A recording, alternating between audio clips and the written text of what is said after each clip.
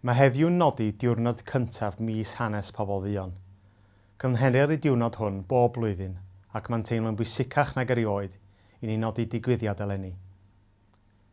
Diben mis hanes pobl ddion yw deall hanes pobl ddion a phobl o gefndiroedd ethnig lleiafrifol eraill yma yn ne Cymru ac ar hyd a lled y wlad. O ran plismona, mae'n golygu deall ar hyn y mae'r hanes hwn yn ei olygu i bobl ddion a'r ffordd maent yn rhyngweithio a'i heddlu lleol. Mae rhoi'r amser i wrando, gwerthfawrogi a dysgu o'r hanes hwn yn gwbl hanfodol mwyn i ni barhau symud ymlaen. Rydym wedi gwneud llawer hyd yma, ond mae gennym gryn ffordd i fynd o hyd.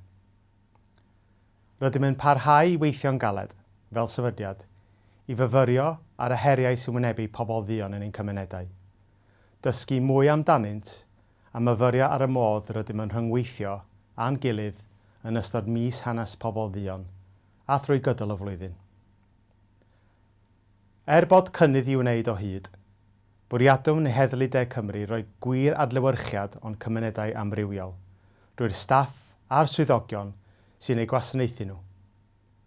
Y thema ar gyfer mis hanes pobl ddion eleni yw balch o fod, proud to be.